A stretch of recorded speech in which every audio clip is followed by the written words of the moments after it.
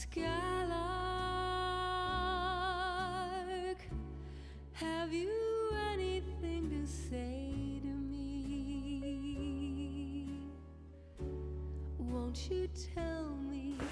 You know, it's entirely fitting given Pan Am's long association with Ireland and Shannon Airport, and previously with Foynes in the Shannon estuary. Entirely fitting and appropriate that 2025 Pan Am will be commemorating that long history and that long association by taking a trip back in time, by taking a group of passengers on a specially chartered Boeing 757, and they'll be actually recreating the transatlantic routes. That's the northern transatlantic routes and the southern transatlantic routes in effectively, if you like, a round the world trip. It will be quite special. It will be probably the first major commemoration of its kind that's been done. And of course on board will be leading top executives of Pan Am, which continues to exist as a brand, even though the airline had closed in the 90s. But selected passengers, it'll be very special. They're going to be going around the world. They're going to be staying in very nice hotels. They will also be experiencing Irish hospitality, and they will be coming to the Foynes Flying Boat and Maritime Museum. The link is quite special because, of course, Pan Am had begun first transatlantic flights back with those flying boats, which were all called clippers. Each of them were called clippers, I suppose, in a gesture to ships of the 19th century. The very first transatlantic flight left on those flying boats from Foynes to New York. A long journey. By today's terms, of course, it does seem very grueling. If you're looking at a flight across the Atlantic of over 20 hours, certainly compared to less than 6 hours today, may have been grueling, but what people don't often bear in mind, I think, is that how luxurious.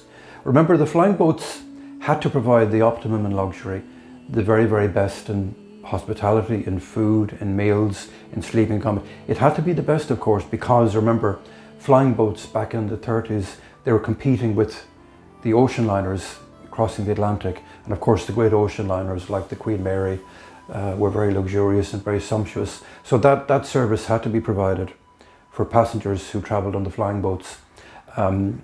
These would have been wealthy people, and indeed people, I suppose, you know, saving up for once in a lifetime trips.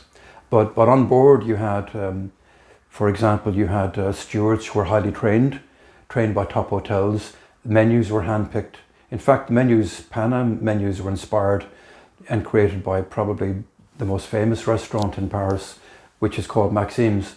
So it's very interesting, you know, for people watching our film today, I would recommend you certainly taking a little trip back in time yourself.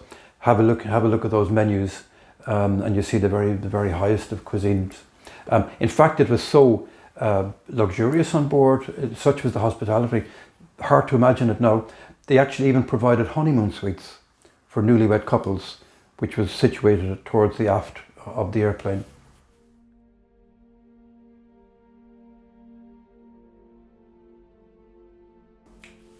But of course, while there were marvellous glory days, which we'll be exploring and featuring in the book Peter and I will be producing, there were romantic, magical times, but of course, it must be said that there were also very sad days and very difficult, agonising days for families with those series of air crashes that occurred in Shannon Airport over roughly a 10-year period in the 1940s and 1950s. They need to be acknowledged. They need to be acknowledged that it happened. And I think it's incumbent, perhaps, on writers and journalists to tell that side of the story as well. It's not a very pleasant, but it's a fact of life, unfortunately. Life and the vagaries of life, and I suppose the randomness of the universe does give rise to unfortunate accidents. And we're featuring, particularly in our film today, Peter and I will be featuring one of those accidents which occurred at Shannon Airport. It was a Pan American Constellation flight coming into land after quite an extraordinary round the world trip. This plane, we're talking about a round the world trip next year to commemorate Pan Am's links with Foynes, but the story of Empress of the Skies was a story of a what should have been a relatively routine flight, even though it was a very long flight because they had departed from San Francisco. It was a round the world trip, and they were touching down at the end of spanning visits right throughout Europe to Honolulu in Hawaii, to Lisbon. They were taking in a lot of the capitals, but they were touching down in Shannon to refuel before heading westbound again to New York. But it was just so tragic that they had almost made it. I suppose I find the most compelling aspect of the story is that they had covered such ground, that they had made such extraordinary headway and progress on this trip. They literally had crossed the world, and on probably one of the last final hurdles, they proverbially stumbled at one of the last hurdles, which was landing in Shannon Airport.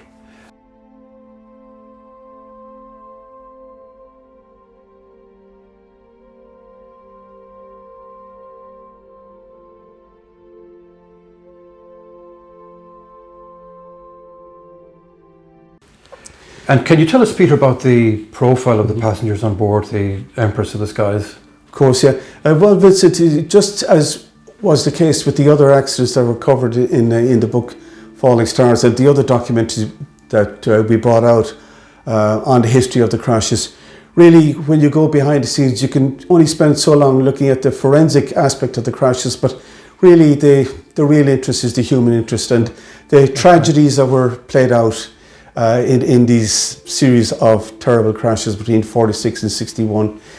Pan American at the time was no doubt the world's leading airline, but like all the other airlines in the world at the time, they weren't immune to crashes, and very sadly this caught up with them in Shannon on the 15th of April 1948.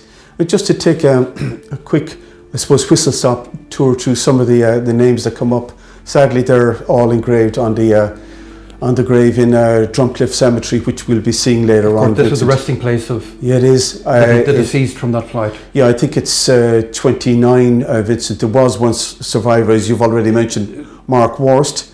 I think one person was repatriated, one remains. There was an Indian gentleman, he was an industrialist who was knighted twice by, I think it was King George V. But the other passengers? Tragically, there was a young lady, a British lady, an 18-year-old girl, travelling on her own, Vincent. Her name was Mary Thompson. She was the daughter of a very wealthy, I think it was a Lancashire family. They had been involved somehow in I think, boardwalks, which is a great tradition in the UK. And very tragically, this young lady was going to study English in Oxford in the fall, as the Americans call it. But for this flight, she was heading to, I think it was a pre-university summer course somewhere in the United States. Yeah.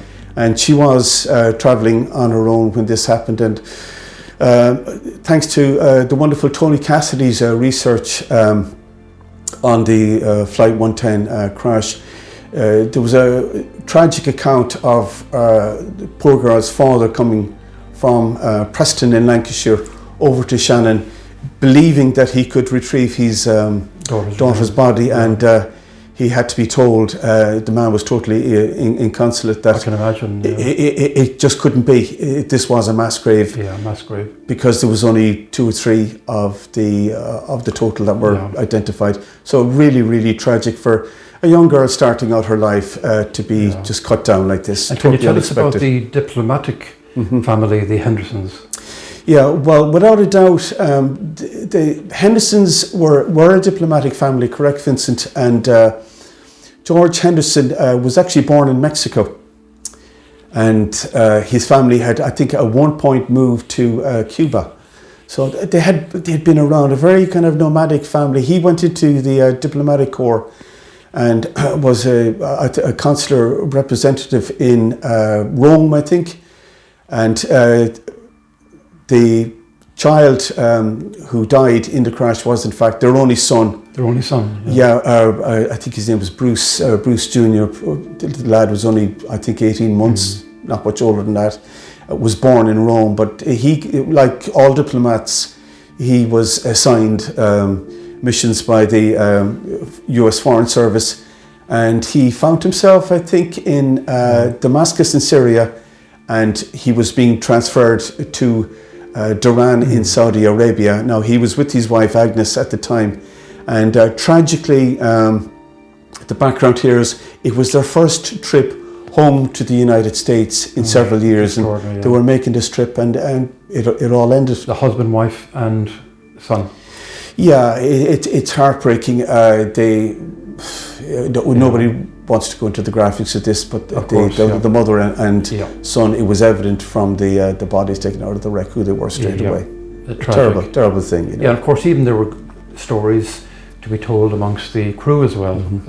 Especially, I gather, a young lady who's also lies in that communal grave in Drumcliff, Bernadine Fuller. Yeah, that's right. Feller, actually. Feller. Yeah, Bernadine Feller was a young lady. I think she was only 21 or 22, and was a languages graduate. Very, very bright spark, and obviously getting into the airline business as a stewardess, as you said earlier on, a very, very glamorous career option, and obviously then her mastery of multiple languages is huge asset both to herself and to Pan American to have her in their crew rosters, and tragically she was one of the victims as well. And I think in recent years it may have been a niece of hers that travelled over to one of the commemorations in Drumcliff, and again, it's just it just goes to show again, I think, Peter, such a perilous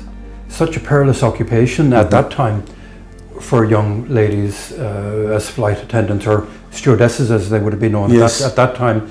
Very perilous. It was the luck of the draw, really, Vincent. Yeah. All crews today take it pretty much for granted. Safety is so high on all aircraft, but not just Bernadine, but from the other crashes we mentioned, you know, young hostesses, stewardesses as they would call them then, like Helga Lowenstein on the KLM, and Lena Ferguson. Well, Vina Ferguson was very fortunate to have survived. It could have played out very differently for Vina, but again, she did what people like that do. They just followed their training on the night. But sadly for Bernadine, it wasn't to be. What's your assessment of the role? Well, he was the captain on board. He was in command of the aircraft.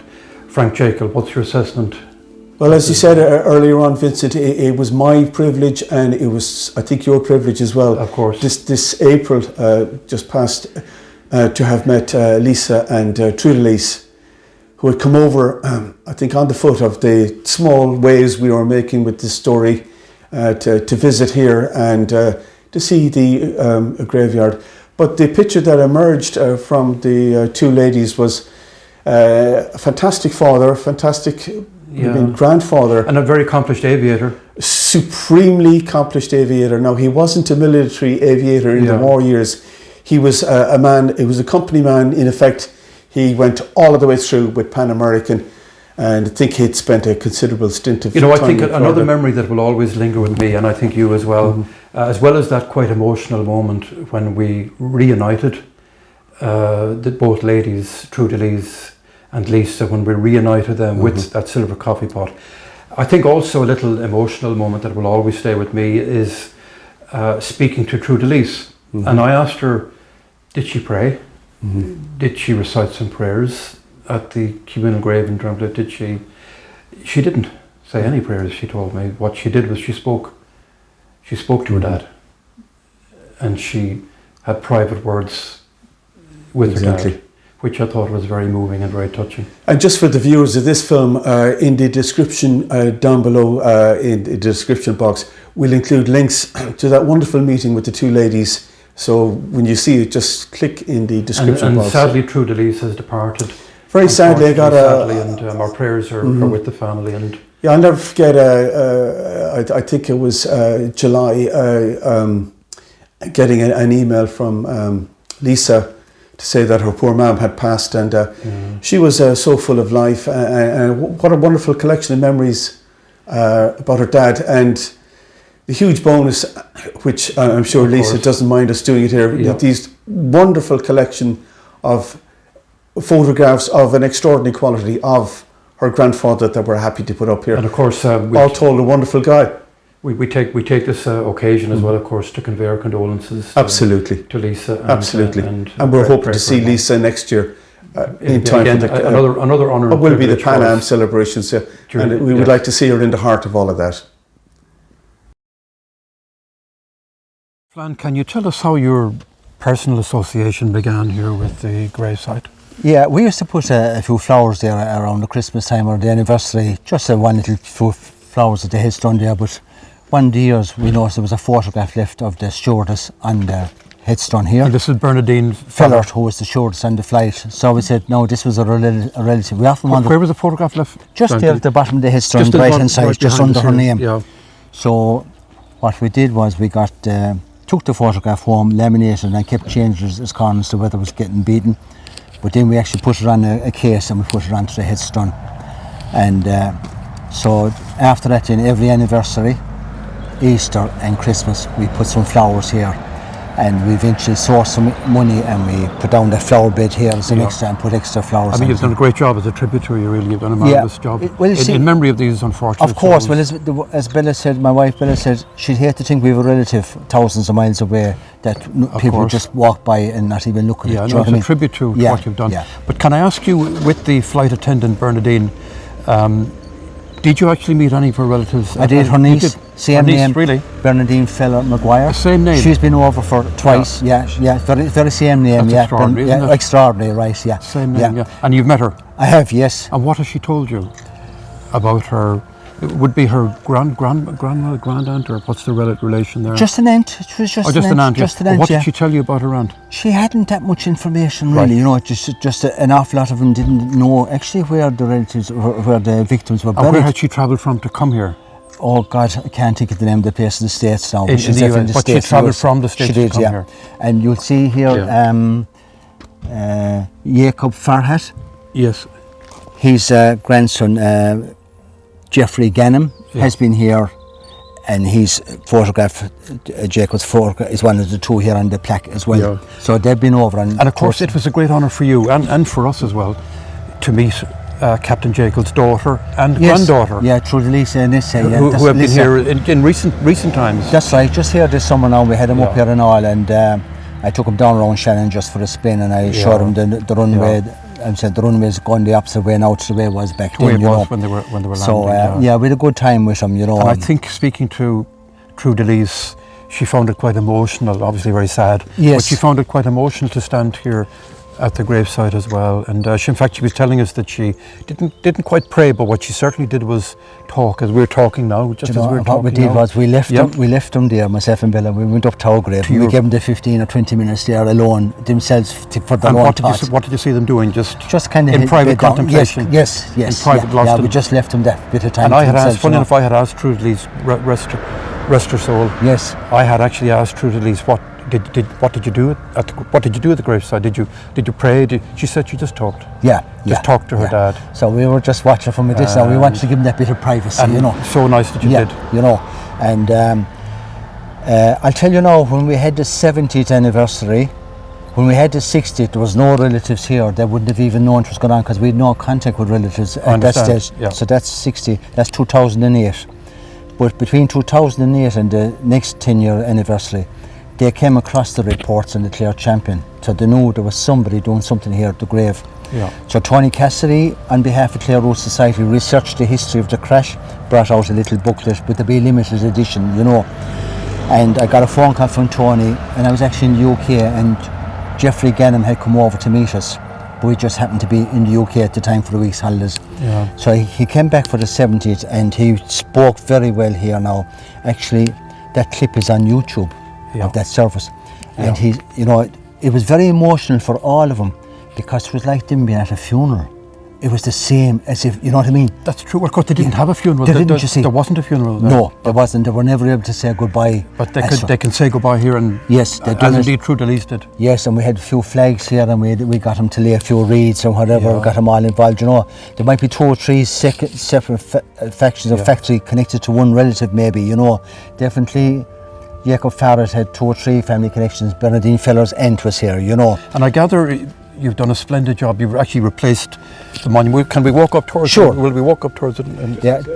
So we've arrived here, Flan, at the actual Yes. headstone. I got that this looks, this is new, you've actually, more of your Yes. good work actually. The original headstone is still behind the face here. We put the names were there since 48, so there were counters and they were gone way deep into the headstone. So Yeah. it was going to be a tough job to get them all even again. So we decided the best course of action was to put in new face. It looks marvellous, and yeah. it's fantastic. Paul is our man for that, and he's been looking after us for years. Yeah. We have a local men's shed group in town and gave us the box during the week to replace the one that was there after 7 years. I you mean, know. it's a great tribute to the memory There's no of all doubt. these unfortunate souls. But the families are so appreciative I'm sure they of are. the people, and they thank the people of Venice, because even the day of the service there was a fine turnout here, and there was a great turnout on the 60th anniversary with no relative at all. But they're just so appreciative that we would go to the bother of. And I know there was another one or two individuals just to come up and pull a few weeds here and there. We say nothing, and just on a walk around, pull the weeds and keep going on their walk, you know. And of course the little Now, it says here, what you had from this is from the airport police. Yes. Now, their input into this was from 1948, from the burial right up to about 73. This was like a meadow, just like that there. So they decided to take out the grass. Airport police. Yes. Yeah. Air into police. Yeah. And they decided to put down this concrete square. And in fairness to them, they've sponsored us there on and off when we needed a few quid at times. They've thrown us up a few bob each time, you know. And we have the cross was the there. cross as well. Now, the stones that was there, you just couldn't keep the grass and the moss off, so we took them off this week. So I'm hoping we're going through something more permanent there that'll be maintenance free. And of course we're looking at, the first name we're looking at is the captain. That's right, the pilot. The pilot of the plane, yes. Frank Jekyll, who we've been speaking about. That's right. And we've also got the stewardess, Bernadine Feller. Yeah. And also we got the opportunity to make a correction to 5 names on the You had to headstone. make a correction, yeah. 5 names. You know, obviously you can understand people get them wrong because they weren't Irish anyway, you know.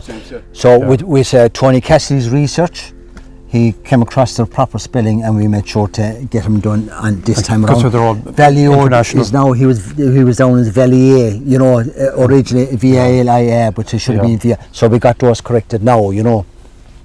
A fact I only found out in the last 2 days, Flan. Did you know that the airplane had actually touched down? No. On its first attempt, it actually touched down, but it went long on the runway. That's why they went for the second. Came back around. To come around again. Oh yeah, Only found that out. what I thought they had a bottle coming in and it swung around again. I just thought they turned in mid-air, you know what I mean? Yes, But you're saying, Peter, they did actually touch down? They did touch down, yeah. But had to take off? Yeah. What a shame. What an awful... they were so... But I mean, that plane, as you know, having travelled halfway around the world, Yes, almost barely made it. that's Like right. 1,500 feet. And And they would have made it. They were safe.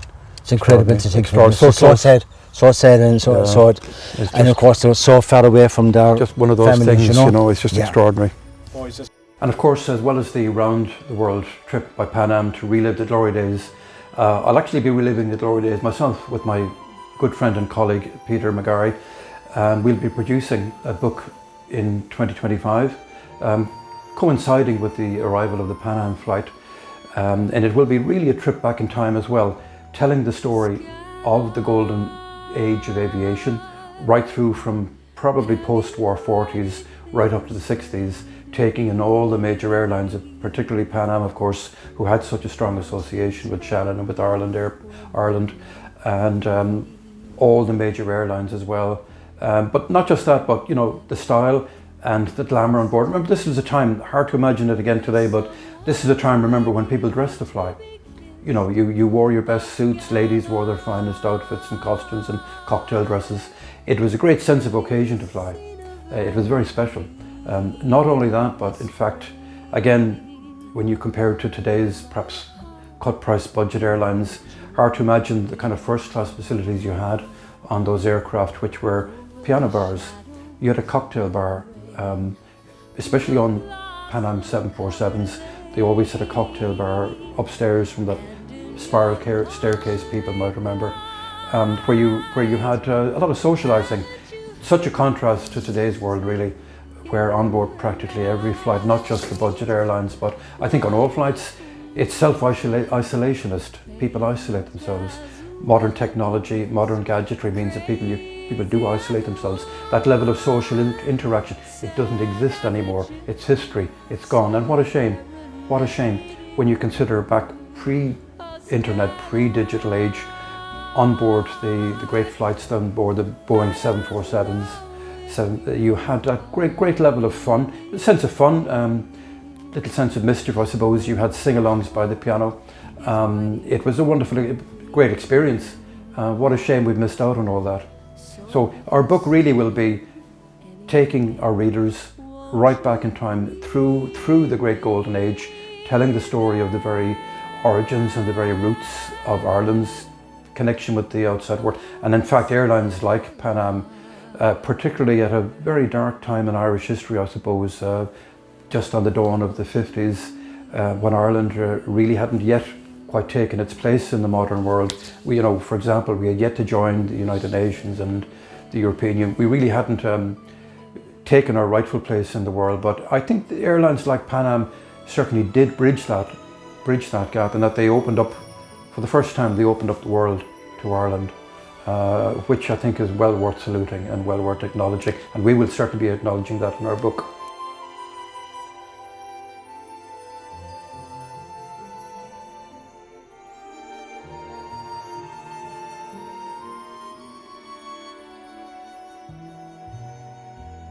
Skylark, have you anything to say to me? Won't you tell me where my love can be? Is there a meadow in the mist where someone's waiting to be kissed? Oh, Skylark, have you seen a valley green with spring, where my heart can go a journeying over the shadows and the rain to a blossom-covered lane? And in your lonely flight, haven't you heard the music in the night? Wonderful music, faint as a will-o'-the-wisp, crazy as a woman, sad as a gypsy, serenading the moon. A skylark, I don't know if you can find these things, but my heart is riding on your wings. So if you see them anywhere, won't you leave